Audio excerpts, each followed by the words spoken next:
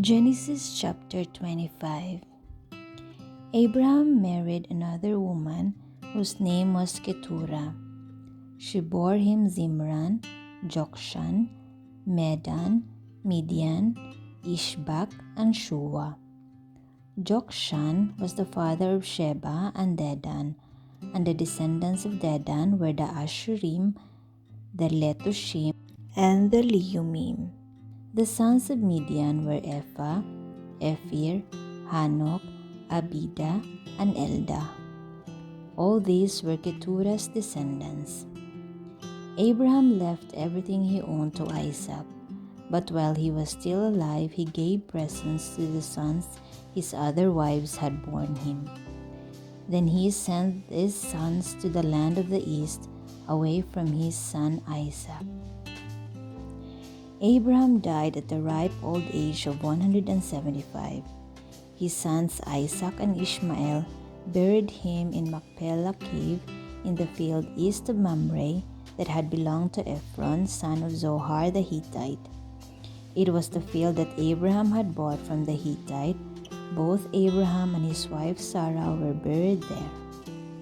After the death of Abraham, God blessed his son Isaac, who lived near the well of the living one who sees me.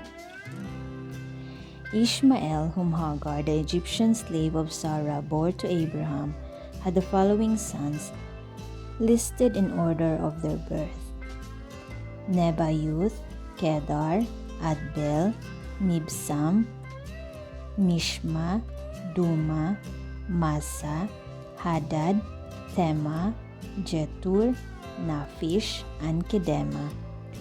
They were the ancestors of 12 tribes, and their names were given to their villages and camping places. Ishmael was 137 years old when he died.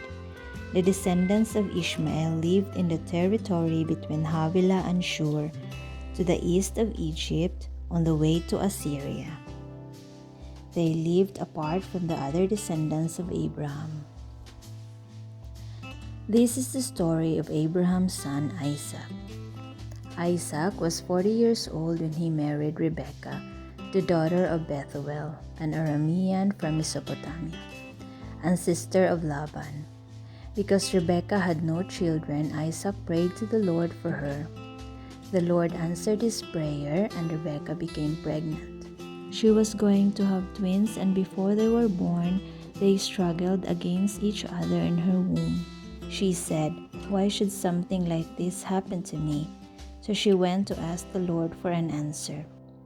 The Lord said to her, "Two nations are within you. You will give birth to two rival peoples. One will be stronger than the other.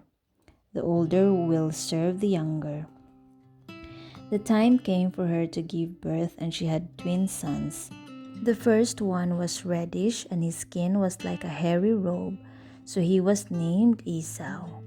The second one was born holding on tightly to the heel of Esau, so he was named Jacob. Isaac was 60 years old when they were born. The boys grew up, and Esau became a skilled hunter, a man who loved the outdoors. But Jacob was a quiet man who stayed at home. Isaac preferred Esau because he enjoyed eating the animals Esau killed, but Rebekah preferred Jacob. One day, while Jacob was cooking some bean soup, Esau came in from hunting. He was hungry and said to Jacob, "I'm starving, give me some of that red stuff."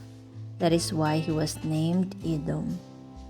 Jacob answered, "I will give it to you if you give me your rights as the firstborn son." Esau said, "All right, I am about to die. What good will my rights do me?" Jacob answered, "First make a vow that you will give me your rights." Esau made a vow and gave his rights to Jacob. Then Jacob gave him some bread and some of the soup. He ate and drank and then got up and left. That was all Esau cared about his rights as the firstborn son. The word of the Lord. Thanks be to God. End of Genesis chapter 25. Here you can take a few moments of prayer and meditation.